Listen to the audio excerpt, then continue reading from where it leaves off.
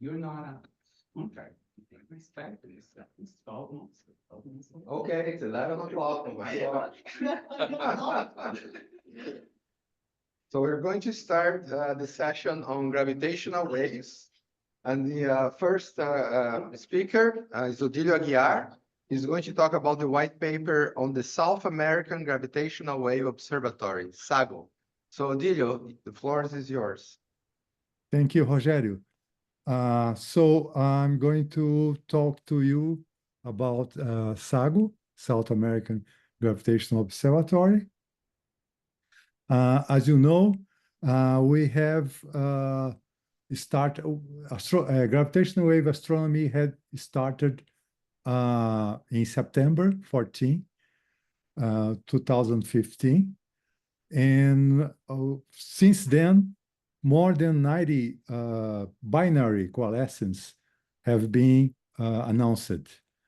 This is a graph showing in chronological order those observations. Any observation involves 3 dots. The 2 first ones with smaller masses are the binary components, and the final, the dot at the top is the astrophysical object formed. Blue dots are black holes, and orange dots are neutron stars. Well, less than 2 years later, the coalescence of 2 neutron stars, the event was named GW170817, marked the beginning of a new era of discovery involving gravitational waves in this multi-messenger astrophysics. All the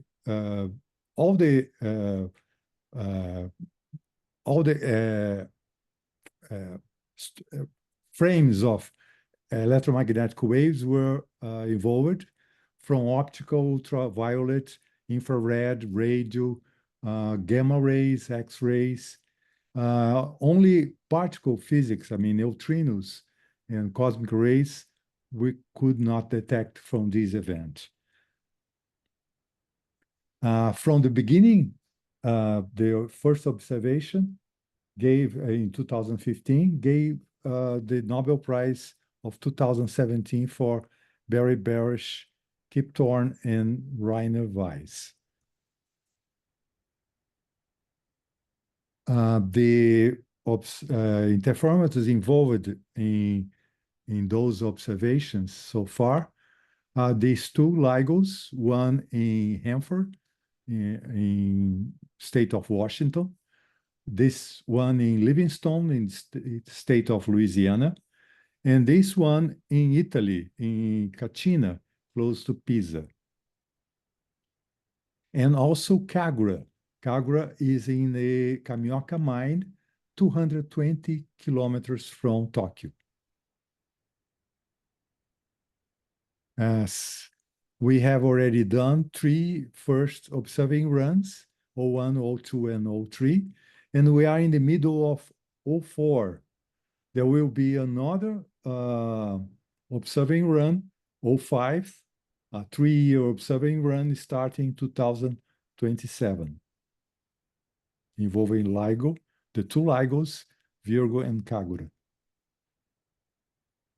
Okay, after 2030, it is likely that 3 of the other observatories will be operating, stepping Einstein Telescope, Cosmic Explorer, and NEMO.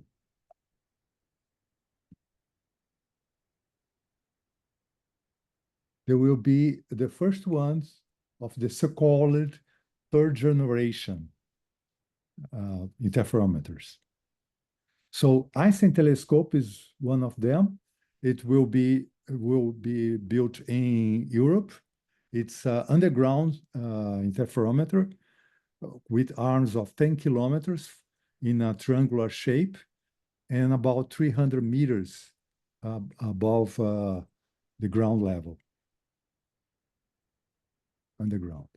The ET collaboration involves many European countries and some other countries worldwide, including Brazil.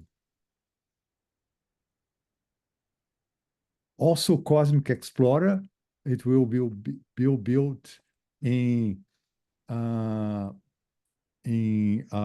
west state in the United States. It's a 4-kilometer arm in the traditional L shape. And those sensitivities will be a lot, much more sensitivity. I mean, the improvement will be much higher compared to the present sensitivities.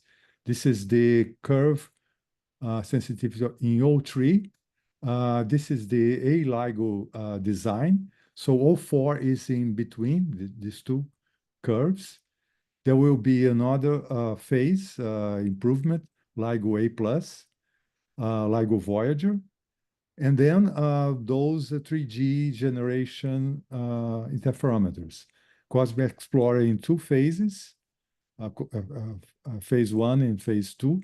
Phase 2 is cryogenic mirrors. Einstein telescope, also the low frequency interferometer has cryogenics, and the high frequency will have very high power in the arms, laser power.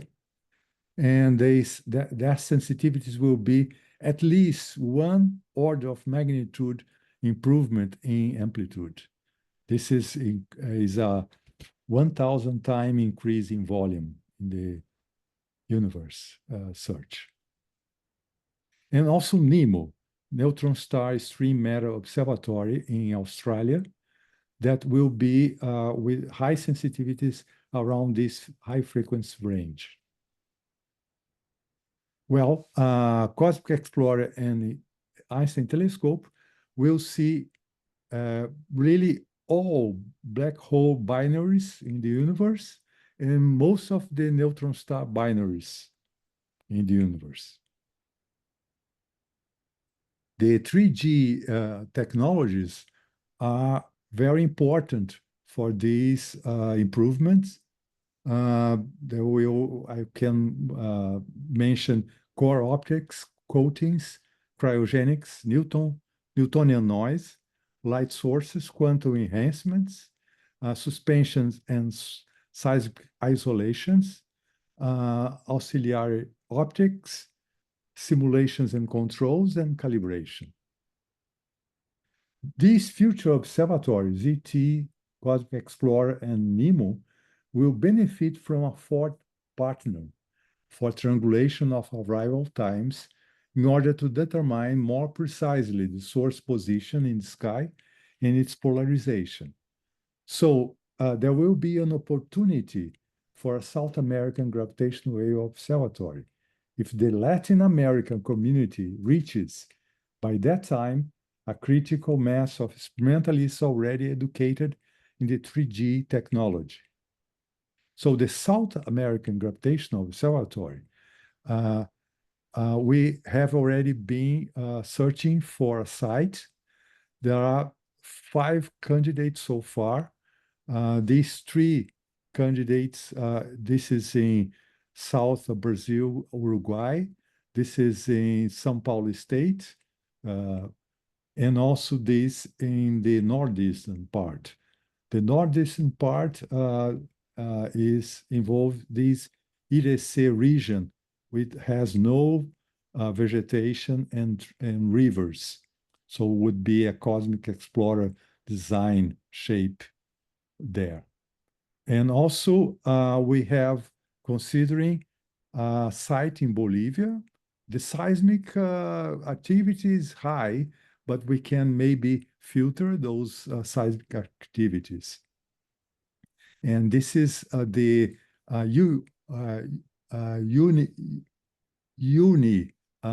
Salar in Bolivia. It's a large region, an area of 100 kilometers in diameter, roughly, okay? And also the Auger region. also would be because of the already scientific infrastructure built there, could be a suitable place. Now, let me tell you something about, let me, just a second. I can, well, there are 4 main areas of activity in gravitational wave astronomy. Instrumental science, essential to design and improve the interferometers.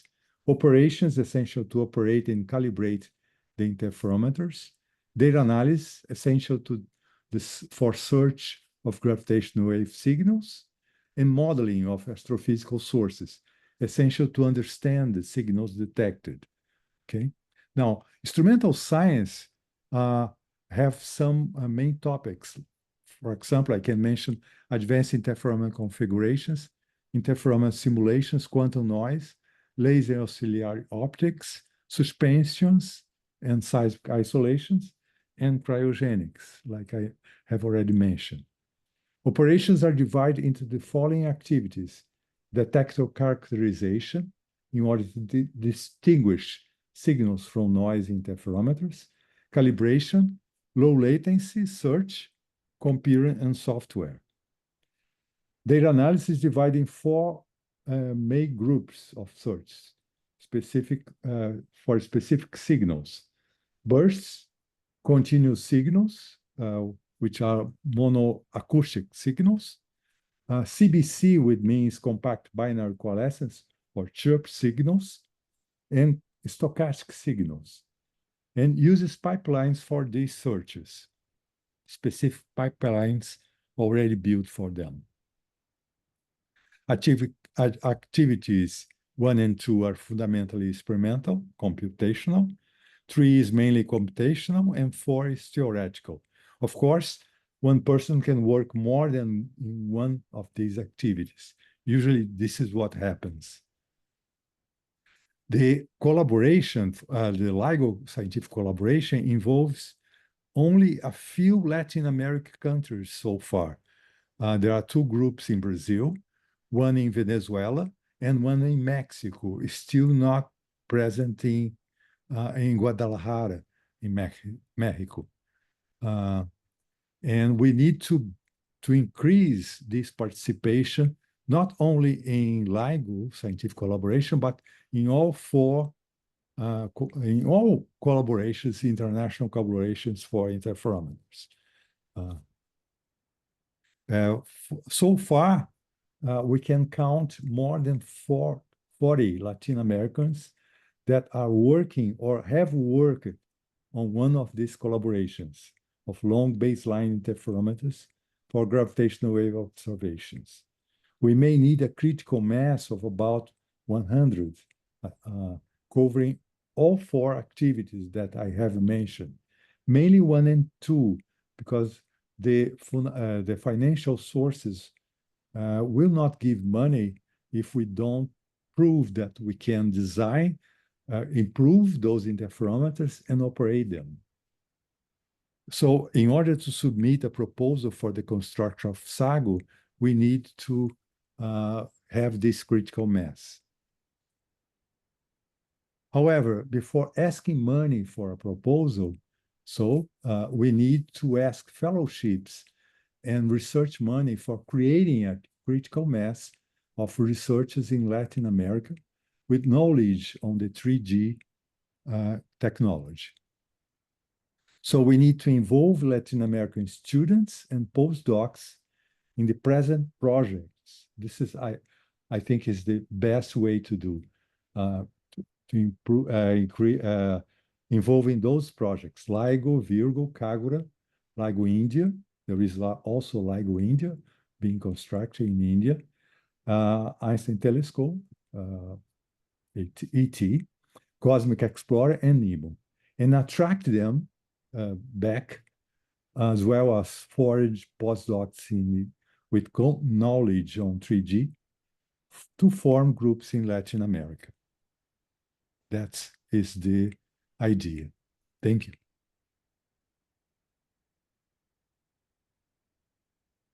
Very much, Odylio. So we have time for questions for Odylio.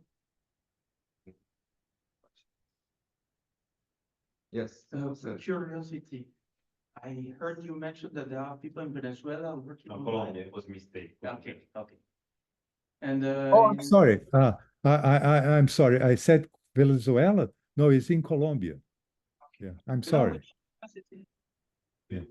University of Antioquia in Medellin. Antioquia, there you go. Thanks. Yeah, the Antioquia, exactly.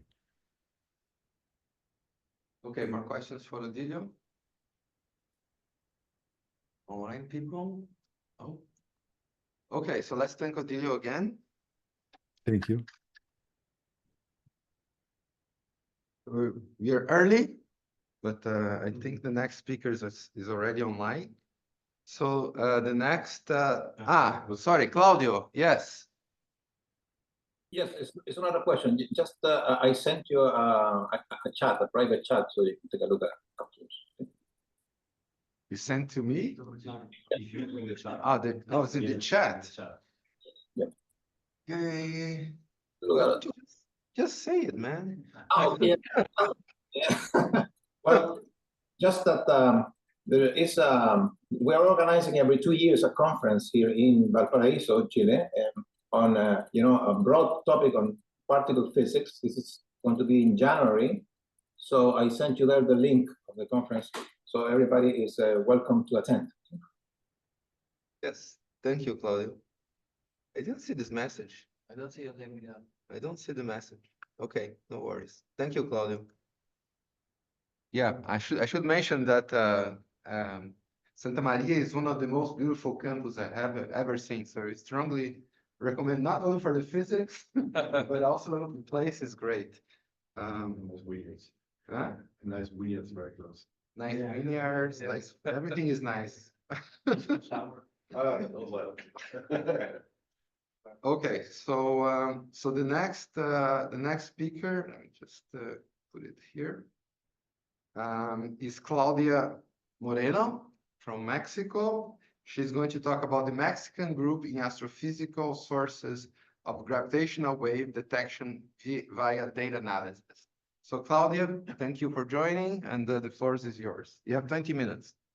Thank you very much. Thank you very much to be here in my talk. First of all, I want to present me. I'm in Claudia Moreno from the Physics Department at the University of Guadalajara.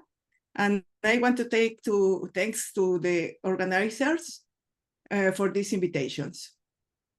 First of all, I want to say that this group was formed by the University of Guadalajara and Tecnológico de Monterrey in Mexico. This group is very small. We are in the beginning, and I hope to, in the future, to have more people working with us from Mexico and Latin America. Most of the support that we have received has been by CONACYT, the Agencia Espacial Mexicana, and PRODEP in Mexico. Let me see. Okay, Odylio was talking about the gravitational waves. As you know, they were detected directly by a binary pulsar by Tyler and Husler in 1993. And after that, Rainer Weiss, Barry Weiss, Richie Kipton obtained the second Nobel Prize in gravitational waves. Gravitational wave detector, the main functionality is like a Michelson-Morley interferometer, and their sensitivity is about 10 to minus 22. And there are several detectors around the world and that are making the effort to detect gravitational waves from different astrophysical objects. I want to speak because we are working with gravitational waves. The main mathematical formulation to obtain gravitational waves is using the quadrupolar formula. This is to obtain signals that binary black holes. when we speak about gravitational waves from cosmological models or supernova, we have to solve this numerically. In the linear set Einstein equations, we have a wave equation with source, and if we solve this equation using Green's functions, we obtain the formula for the quadrupole. The gravitational waves is expressed by the inverse of the distance, and the quadrupole form is all the physical information that we can obtain from the astrophysical source. Some of the signals that have been detected is using compact binary equivalence with black hole, neutron stars, intermediate black hole, and primordial black holes. In this case, we have long duration signal and short duration signal. In the other case, which is more difficult because are more complex mechanisms, are supernova, gamma ray bursts, cosmic stream, boson clouds, and background polarization. I'm sorry. sorry. So here we can see some of these astrophysical objects that have been studied in the LIGO collaborations. In particular, our group is interested in analyze supernova because they are more rich phenomena that have electromagnetic, neutrino, optical, different signals that emanate from the supernova. The last supernova seen by humanity was Kepler supernova. After this, Cassiopeia A. And the last notable supernova in Milky Way was in 1987 A. As I mentioned before, these new simulations are complex because the evolution mechanism is very complicated. But nevertheless, the next frontier in the multi-messenger astrophysics is the observation of collapsed supernovae. Here we see the interesting behavior of the supernova that we are very interested to detect. First, that all we study gravitational waves, but we are open to make collaborations with other detectors. In Mexico, we have a neutrino detector like HAWK, the multimeter telescope, and several other instruments that we can make collaboration to analyze the physics of astrophysical source. At the beginning of the group of myself, when I was in my PhD studies, theoretical studies was more important for me at the beginning, but right now numerical and data analysis are still growing, thanks to the collaboration of my colleagues. Okay, then in first place, we're interested or motivated to make research in compact binary coalescence, gamma ray bursts, supernova, detection and reconstruction of gravitational waves.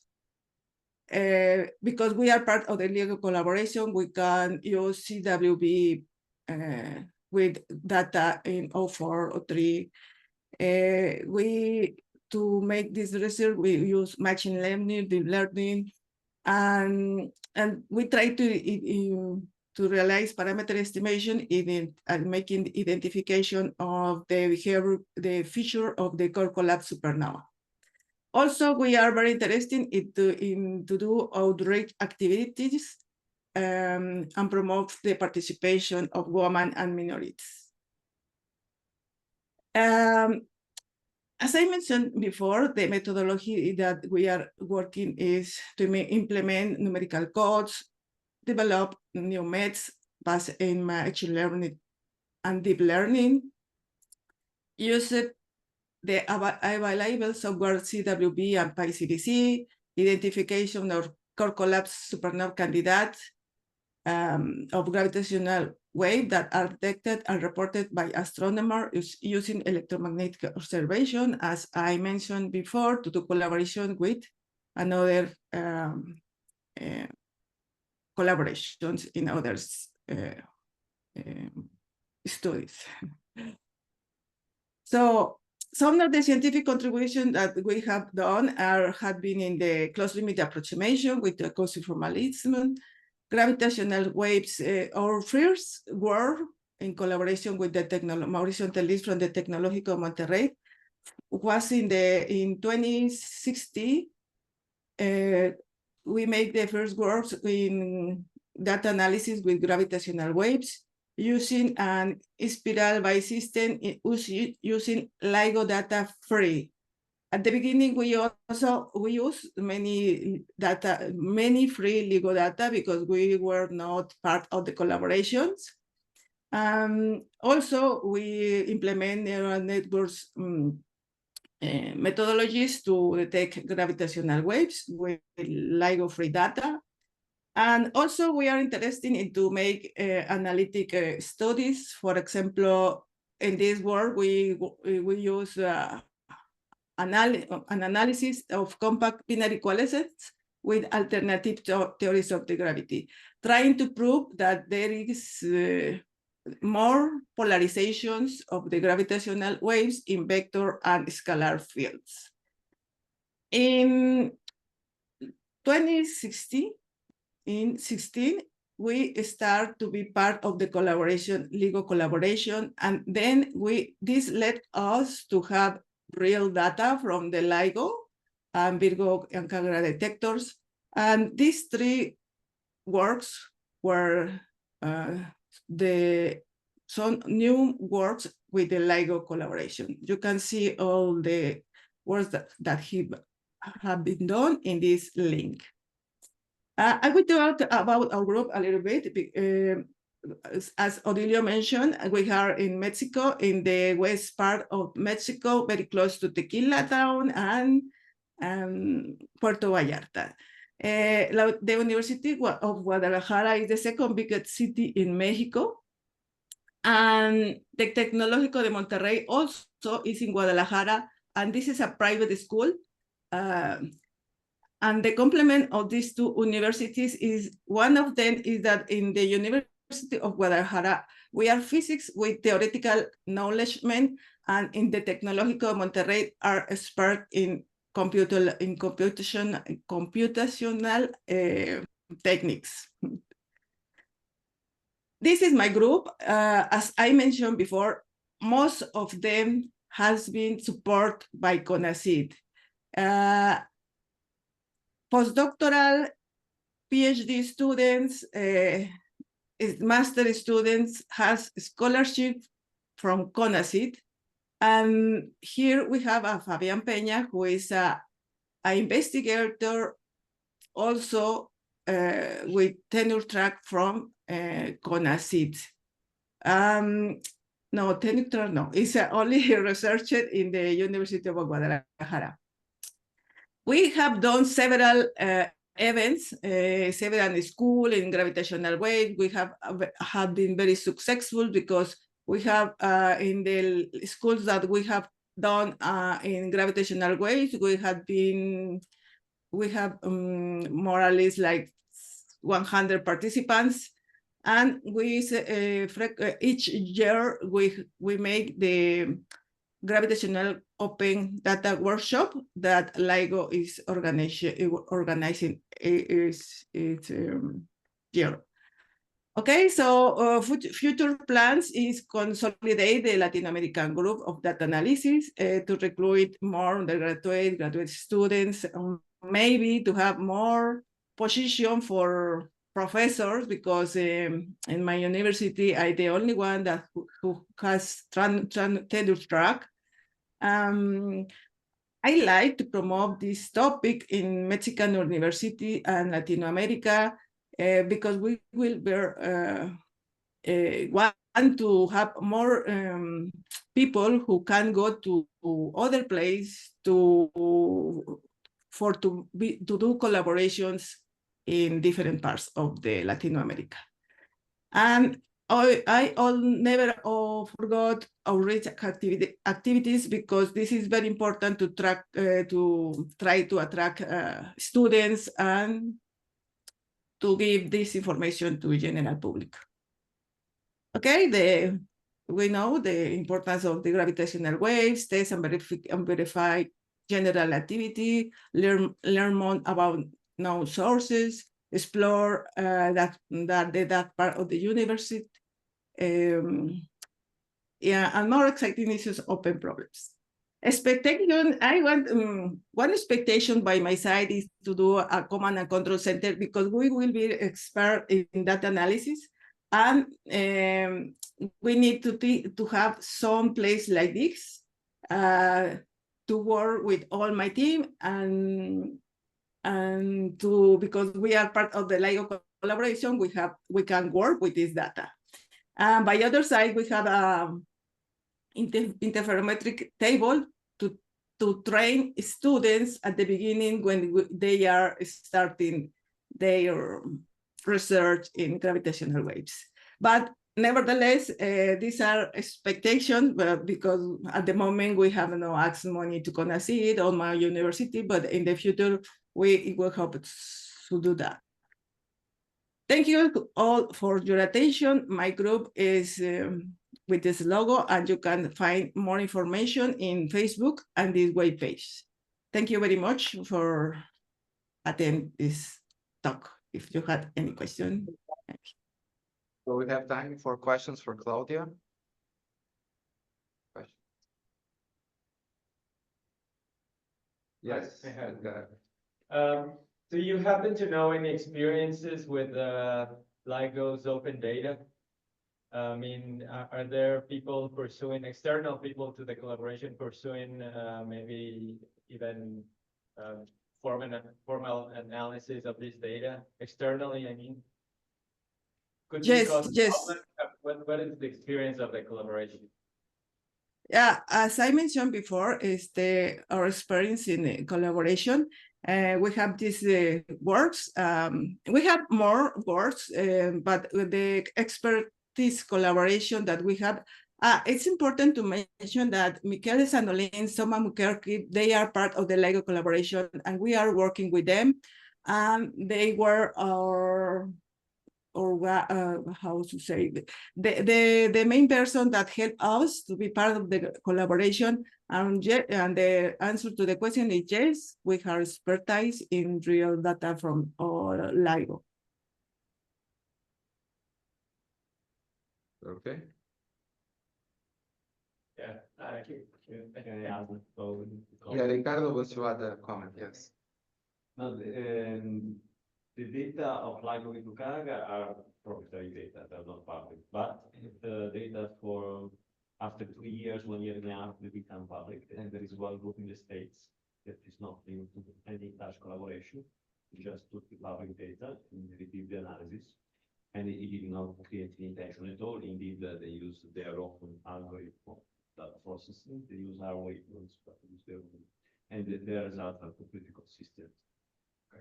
I mean, I think the guy is more concerned with educational purposes. both actually, Both, but educational, there is a meeting once a year, usually it's in May. And it's online, of course, you can go there in presence in Caltech or follow it online. And it's a open data workshop. Yeah. If you just Google, you should find Okay. it. And there people review that analysis pipeline with the open data. Right. I was just curious because for research, you know, it's not always simple for someone external to make use of this data. And we've been struggling with this CMS, trying to make tools to give people an easier way to the data. And so I was just curious about the experience. But yeah, educational purposes are also important. Okay, more questions for Claudia? Zoom, anyone in Zoom? Okay, I don't see any hands, so let's thank Claudia again. Thank you very much to you. Bye. And the last talk of the morning session by Riccardo Sturani is going to talk about gravitational wave physics. We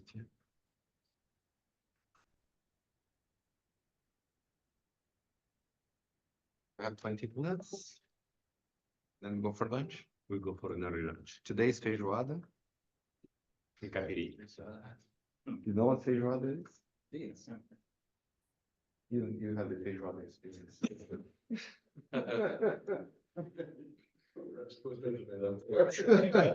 You know after the session.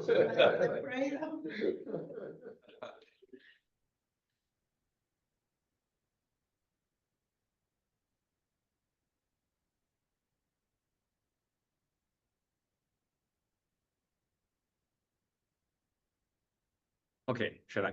Yes. Yes, so this is the last white paper about gravitational waves. So I try to give a broader view, possibly not bigger, but just broader. Okay, go. Yes. Okay, so this is the summary of the observational situation. Okay. Right. So everybody knows now the detection of compact binaries. Basically, what the large interferometer detects is the gravitational perturbation emitted by a binary that shrink in the orbit and finally coalesce for the final object. So this is not the first, it's not the last evidence of gravitational waves, as Claudia mentioned. So since the 70s, we have an observation of a specific binary pulsar in our galaxy. So all the LIGO detection, LIGO Virgo detection are extragalactic. They are hundreds of megaparsec away. And this is because their rate is very low. The rate per galaxy is per 1 per million year roughly. So you need to look at faraway galaxies. So you need to have a high enough volume. Otherwise, you have to wait way longer than the PhD average time. But binaries, they exist everywhere, even in our galaxies. It just happens to be very far from coalescence. So, for instance, we have now observing at least 9 binaries composed of 2 neutron stars in our galaxy. They are just million years away from coalescence. So the frequency they emit correspond to the inverse of few hours. So it's not in the band of LIGO, but the binaries you observe because they are pulsars, and so the pulse they emit like a lighthouse is modulated by the binary motion. And so these few systems in our galaxy we observe in the period of longer than hours. Of course, the period of the pulse is millisecond. The period of the orbital motion is hours. And pulsars are also instrumental for the latest detection of gravitational waves made by PTA, by the nanograph that use this array of pulsars. Of course, all the pulsars are galactic.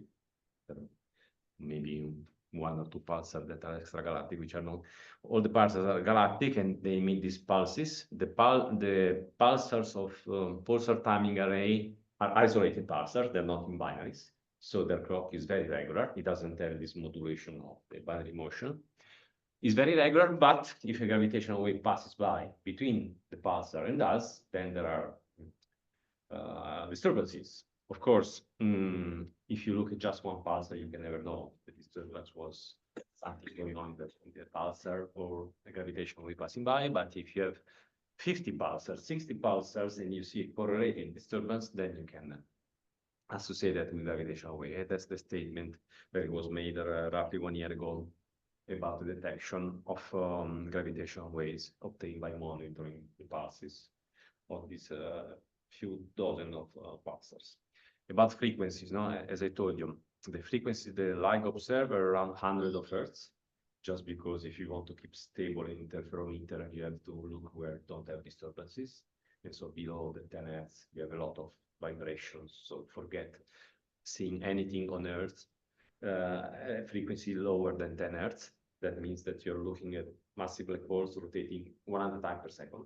So the universe has kindly provided us really an accelerator of black holes. For the binary pulsars of House and Taylor, we're talking about hours. And for these pulses, the disturbances, the typical period of the disturbances is the observation time. And the observation time is, human scale is years. So the typical frequency here is, for pulsar timing is inverse of years, so 10 to minus 8 hertz, so ultra low. It is a completely different bands now we're talking about. So different phenomena. Inclusively, nobody knows if the gravitational waves observed with the pulsar timing array is of astrophysical origin. That means huge objects like supermassive black holes or even shock of galaxies, or if it's a stochastic, like primordial phase transition, remnant of inflation or something. That is not known. To know that, you need to check if those gravitational waves are consistent with few spots in the sky if they are really isotropic, and then we don't know yet. Okay, so just to give you a scientific context. So now let's focus on the binaries of compact objects. Why we need compact objects? Because the frequency, as I told you, of interferometers is very high, hundreds of hertz. So to have something that goes around a few hundred times per second, it must be compact. I mean, it's too large. Reach that high frequency. So compact object, neutron star, black holes of 1, 2, 10, 50, up to 100 solar masses. This is on the screen. I mean, the plot We have to buy another pointer for this. I have to convince Nathan to buy another. in the plot, you see the expected rate. So the orange curve is basically the number of the distribution, differential distribution of detection as a function of redshift. So you see these the detectors that are working right now, which are called second generation detector. These are not first; they are second generation detector. They saw in distribution given by those orange kind of envelope histogram.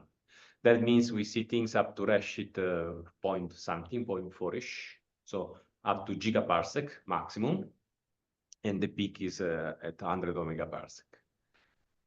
What do we expect to see? Well, if you could see throughout all the universe, then we should see the blue curve. What is the blue curve? The blue curve is the expected merger rate of this compact object of 1 to 10, 100 solar masses that are created by the collapse of stars. Very massive stars, they collapse. Stars in the binaries are very common. It is estimated that 30% of stars in the binary system. So after they go supernova, they explode. A non-negligible fraction of them will remain in binaries. There are other formation mechanisms for compact objects in the binary. They might be isolated objects that they eventually meet. Fine. But without going into this detail, the blue curve is basically the astrophysical expectation of merger of compact objects which are born from stars. How people compute that? Well, they just look at star formation. And so that is very well observed, the star formation in not too far galaxies. And then you say, we know that a non-negligible fraction of all those stars that are formed are in binaries. You just evolve your binary dynamics code. You include a delay because, of course, the star has to evolve. Then the black hole have to shrink their orbit with initial gravitational waves. So you have to allow a delay between star formation and coalescence of black holes of 100 million years or giga-year. And then you obtain the blue curve. So it's expected that the merger rate of the system we are seeing now should peak around redshift 0.8-ish, 1-ish. And that is the rate you can infer from what we see now. And the scale is logarithmic. You probably cannot read the number, but the scale is logarithmic. So you see, there is a 3 order of magnitude increase with next generation. I mean, if you could see all, we should see the blue curve. But then the green curve is what we will see with the next generation, Einstein telescope and cosmic explorer. So it's really at least 3 order of magnitude more. I mean, already a factor of 10 increase in sensitivity, since the number of events goes with the volume, we give you a factor of 1000. But then the sensitivity curve is also broader, will allow you to see higher masses. So it will be really raining gravitational waves all the time. So what with one caveat. So you can relate the maximum frequency that you can observe, that is fixed by your experiment, by your observatory, to the mass of the object. So basically, when you have a compact system, the maximum frequency they can emit is when they are orbiting at the speed of light, almost touching each other. So basically, in relativity, mass is the same as length. It's not like in particle physics, where mass is inverse of length. For us, mass is linear with length, just because G Newton is a converter from masses to length. So the bigger the mass, the bigger the size, the lower the frequency. So that's what the first formula tells you. So basically that allows you to, to convert a given mass for a binary system to the maximum frequency they can emit. Of course, there's no lower bound. Any system can emit arbitrary low frequency. You just put them far apart. But there is a maximum frequency, which is when they basically touch each other.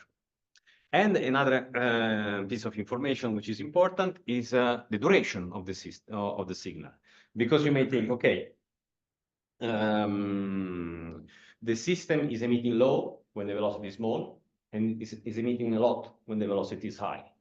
So the duration as a sort of runaway behavior. The system evolves very slowly when they are far apart, and they evolve very rapidly when they're close. And this is reflected quantitatively, you see, in this power minus 1/3 of the frequency. So suppose you have a system with a given M-chirp. M-chirp is a combination of the symmetric mass ratio and the total mass. And you start observing it at some frequency f, then this is the time it takes from that frequency to the merger. Okay, so for instance, for the typical system of LIGO, which few solar masses, 10 solar masses, and you start observing them at 20 Hz, 30 Hz, the duration of the signal is order of 7. For neutron star, neutron star, it can reach to 100 seconds. For binary black hole can go to, I mean, arbitrarily low, 100 of second. For neutron star, neutron star can be 100 of second, but this is the ballpark. If you, of course, send this frequency at which you start observing to much lower values, you see this increase is very steep, is to the -3. That means that if you really go to the Earth, the deci-Hertz, the midi-Hertz, you won't see objects from that frequency you start observing to the merger, because it will take more than 10 years. Of course, you never observe. You cannot assume that the experiment will take for more than 10 years. So when you start looking really at lower frequency, then you just see a chunk of the coalescence. You don't see all the way to merger, just because it takes too long. It takes more than human scale. It takes more than the PhD time scale. And then another I mean, this is just a crash course on the physics behind the detection. There will be people doing Latin America. Okay, this is final formula. This is the amplitude of the gravitational wave. So this is an amplitude, it's not an energy. So it goes the inverse of the distance, not the inverse of the distance squared. It goes as the inverse of the distance. Okay, you are particle physicist, so that's not a problem for you to digest, but for astronomers, this is sometimes a problem. Okay, this goes as the inverse of the distance. The sensitivity relates linearly with that. There is this exponent is wrong, is +5/6. It scales with the positive power of the mass, of course. The bigger the mass, the bigger the signal. But it's +5/6, not minus. And it scales inversely proportional to the frequency. And this is related to the. So you might expect that the higher frequency, the objects are closer, so they are emitting more. Yes, but the orbit is evolving much more rapidly.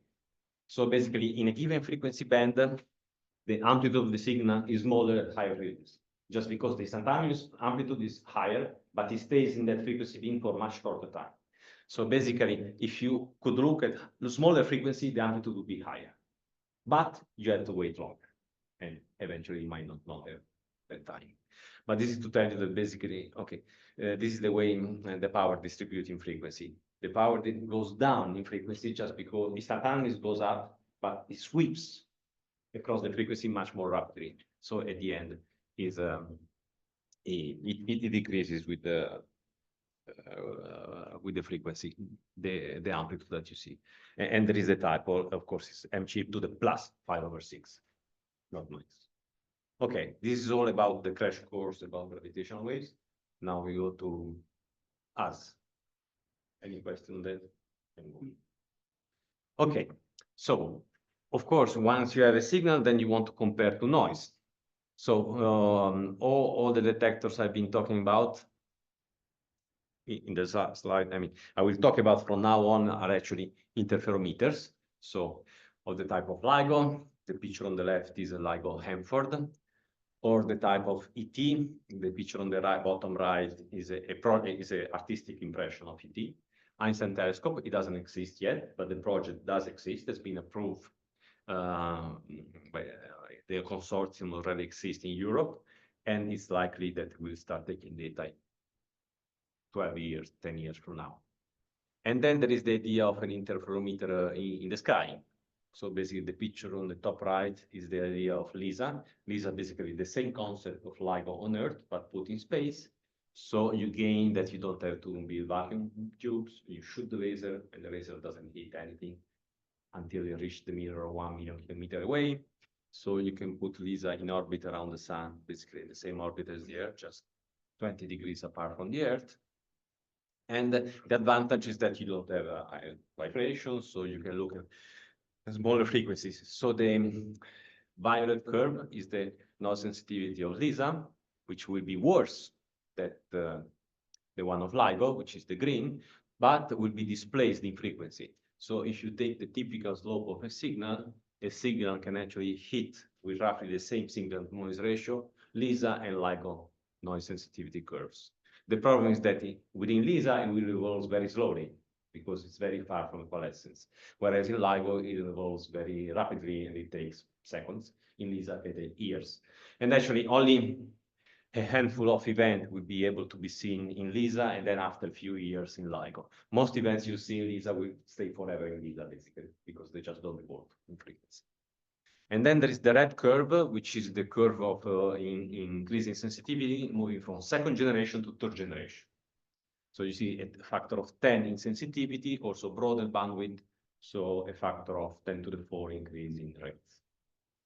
So it will be really another kind of issue with you have signal superimposing, you can do statistics, it will be completely different world doing a gravitational wave science with third generation detector.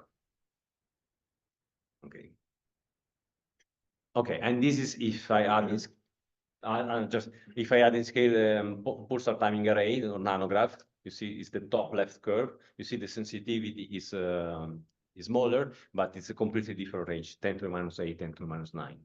And basically the sensitivity, as you increase the time of observation, you keep looking at smaller frequency, and then you reach a cutoff, which is the inverse of the time of observation, that you lose sensitivity. Of course, you cannot experience a frequency which is smaller than the inverse of the time of observation. And so this is just put into context. Top left is nanograph, the middle is LISA, and then in the 100 Hz bandwidth, you have second generation and third generation. And those curves of signal are typical signal that have been observed. There was a question? No. Okay, so what do we do in Latin America? It took me a lot of time to make this picture.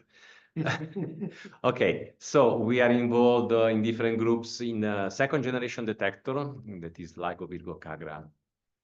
We are already involved in third generation detector, so the third generation detector doesn't exist physically, but the consortium does exist, and it's organized in research units. Of course, most of the research units of Einstein Telescope are in Europe, but there are a couple in Latin America.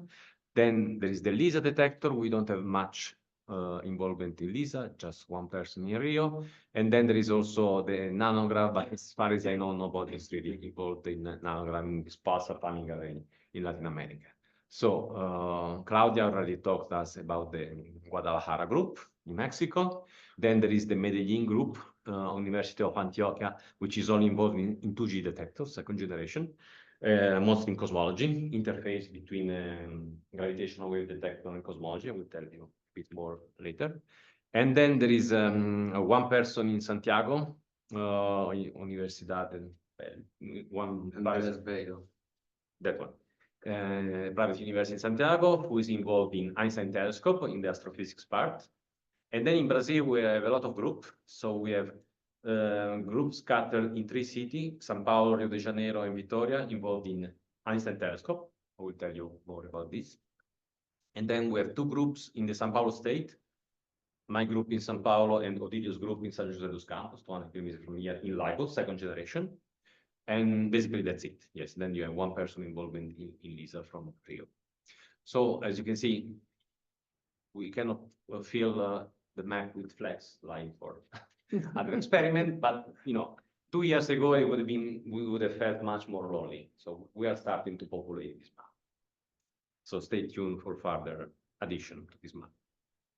Okay, so what do we do? So first thing that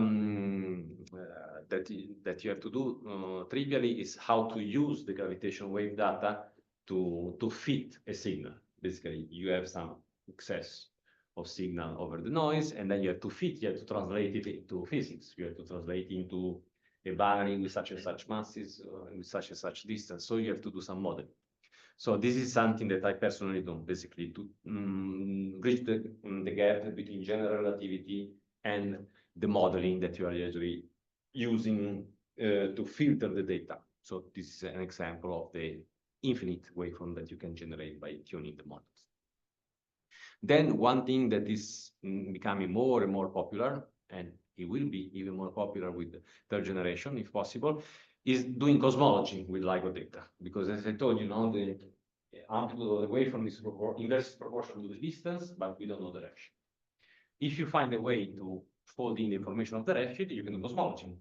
Relating distance to redshift is the holy grail of any cosmologist. So you can do in many ways. For instance, like the Medellin group, the University of Antioquia group is doing, is helping out the cosmology group in LIGO to infer the redshift of the detected coalescing binaries by looking for galaxies that are in that region of the sky. Of course, you get some error, but you can make some estimate. They are doing this already with present data. And then a research unit that is involved in Einstein telescope, a research unit is called BETS. So if this PDF is ever made available, BETS is actually a clickable link that takes us to our webpage, which is the webpage of our research unit within Einstein telescope. Our research unit involved a researcher from Vitoria, Rio de Janeiro, in São Paulo. It will be available. It will, the PDF, it will, okay. So it's already there. And basically, since it involved mostly cosmologists, our research unit, basically we're trying to use statistical methods to correlate the distribution of black holes from coalescing binaries to the distribution of galaxies. And this will be an independent method to do cosmology. Of course, this is a statistical method, so the 100 detection of second generation are not enough. You really need hundreds of thousands of detection, but third generation will provide us. So this is work in prospect. And then the work in Santiago, there is one person in Santiago, Maria Artale. She's working on the astrophysics side. So connecting the detection of gravitational waves to formation channel for compact object binaries. Then we heard about detector characterization, and we heard about instruments, and the only LISA activities matching the information that LISA will eventually give us about gravitational wave to primordial universe. When you go lower in frequency, then you go to, you can see the effect of more primordial phenomena in the universe. And this is the last slide. Yes, perfect on time. I used the advanced time that other speaker kindly gave to me. So basically, especially in our Einstein telescope research unit, what we really want to do is that, I'm in Brazil since 10 years. I've always been working in gravitational waves. I see that it's not so trivial to lure people to do what you do. What you have to do, you have to go to other people and tell them, look, what you do is interesting for us. Let's have a bridge and let's discuss. So basically what we are doing at the moment is that, there are astrophysical, cosmology, and particle community which are very solid in Latin America. Very solid and very numerous. There are a lot of people. So what we can do, we have bridges, we have natural bridges to talk to them. Okay, we can talk to cosmologists because we are gravitational waves are providing a new way to do cosmology that was first conceived 30 years ago, but can be put in practice basically now. We can talk to astrophysicists because black holes that we are measuring give us basically a new window to understand what are the masses of the black holes in the galaxy that nobody knew about it. And so astronomers are very keen to have this input, to know about the evolution of stars, how they become black holes, how the binary forms. This is a kind of natural bridge between gravitational wave science and astronomy. There is also a natural bridge in fundamental physics. So basically, when you run your undercover code to understand the result of the scattering at CERN, you rely on maybe two loop particle physics. What we have to do to model the waveform of the gravitational wave, we have to do, at the moment, we are able to do for-loop computation to model those waveforms. And people are now starting to work at 5-loop computations to model those waveforms with exquisite precision that we will be able to see when the signal to normalization will grow high enough. At the moment, with the signal to normalization of second generation, we don't really need to go to 4 loops. But with LISA, yes. With LISA, we will need to go to 4 and 5 loops. So this model, these methods borrowed from theoretical particle physics are useful to compute waveform. That will be used, I mean, that are already used to filter data. But again, with the signal to normalization we have now, we don't really need to be so specific. But with signal to normalization 1000, that will be reached by space detector, we will be able to see in principle those 4-loop, 5-loop effects. And then, okay, there is the work of hardware that already been mentioned in the previous talks. But okay, the idea is that the community is more, but the derivative is positive. We are increasing. And what I want to highlight is that we have a lot of point of contacts with expertise that are already around. So really, my effort and the effort of my colleagues in the forthcoming years, we are very excited actually to build these bridges. It was nice overview. Questions for Riccardo? Very basic physics question. Are gravitational waves subject to redshift? Yes. So you have to take that into account. Yes, actually, well, what we measure is the mass multiplied by the redshift, basically. That's why we don't have, if we had access to the intrinsic mass of the source, then we would know the redshift, but we don't. So we measure this combination of mass and redshift, that is called redshifted mass. We measure the luminosity distance, and that's all what we have. We don't have the redshift. We just have this byproduct. Of course, if you have additional information, like I know that the system must have that mass because I know the formation of that star. Or if I know the redshift because I identify the galaxy. I mean, there are many ways in which you can identify the galaxy, but you need some extra information, astrophysical information, cosmological information. Pure GR doesn't tell you. Pure general relativity cannot tell you. Yeah. And how do you compare the community now working in Latin America with the comparison with the first strategy? Oh, sure. No, so the Guadalajara group also joined LIGO recently. Claudia can confirm it. The Medellin group wasn't there. He joined 1 year ago or so. Also, the formation of the third generation Einstein Telescope Brazilian Research Unit is 1 year ago. So this research unit is only 1 year old. So, I mean, the derivative is definitely positive. So Einstein Telescope was not in the first, strategic plan, and now it will be. I would say even second derivative is positive. So are all these groups contributing, I suppose, financially to the maintenance of the experiment? And there are some. Okay, yes, LIGO asked for a fee.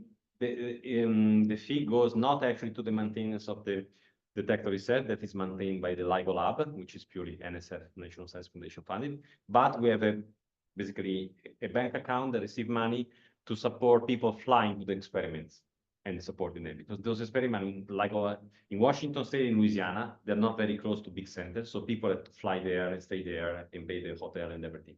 So we have a fee that goes into a big pool, and people who actually go there and work at the experiment, they get money from this big pool.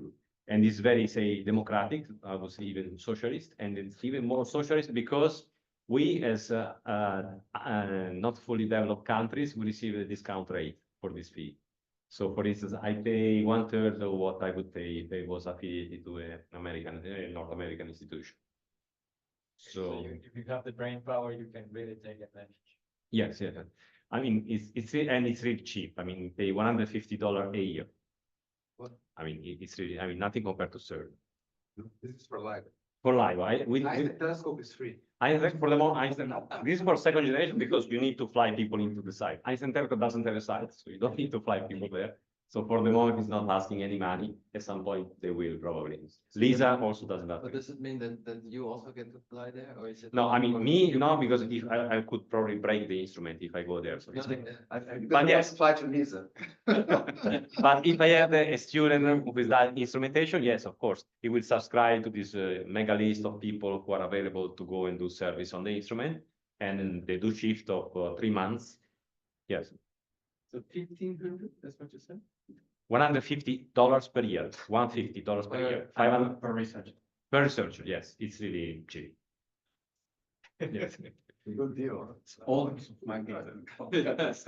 No, Because it is expensive. It is better. actually, It is free.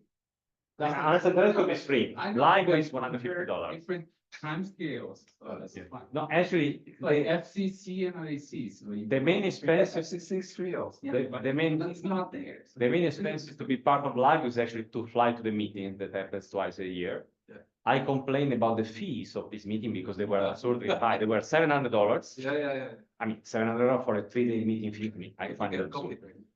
Yes, I know, but I mean, and then I complained so hard that not only they gave me a discount, I mean, not me, to all developing countries, a discount for the fees of the conferences, but it also gave an unasked discount on the fee on the experiment, which already I found very cheap, was $500, and now they reduced to $150 a year per person. That's really, I mean, it was very welcome. I mean, so they are sensitive to the issue of involving the less developed countries into this. They are very sensitive to this issue. I mean, if you complain, there is. That is very good at playing. No, I did complain for a while though, but eventually they listen. Yes, they at some point they said, okay, I understand you complain, but come up with a definite proposal. I made a definite proposal. It was approved basically immediately. So I have a question. Can you go back to slide 4? Was 4 the sensitivities of the different experiments? Yeah. Including PTA, no. No, actually, I want to. I was going to ask the other one, the Cosmic Explorer. Cosmic Explorer It's the same. at this level doesn't differentiate because Same, the- no? I mean, it is the red one. So Cosmic Explorer is the American one. It won't be underground. So this is the artist's impression of ET, Einstein telescope. It will be underground.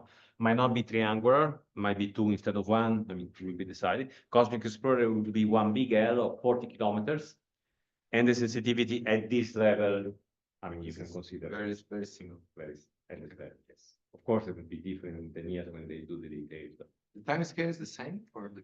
okay, Einstein telescope, the project is approved. It's not fully financed, but it's approved. Cosmic Explorer just exists on paper at the moment. So is what happened is that in Europe, there is a lot of person power leakage from Virgo to Einstein telescope, and this is not good.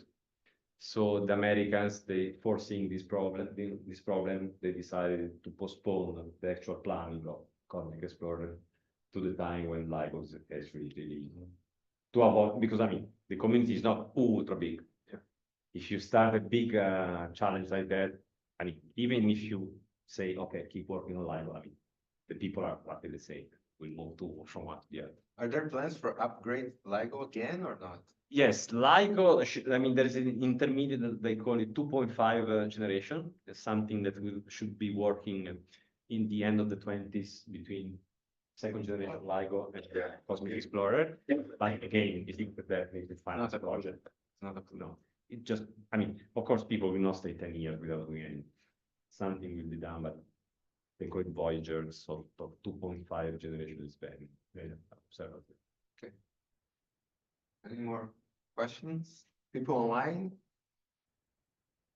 So if not, let's thank Riccardo again and.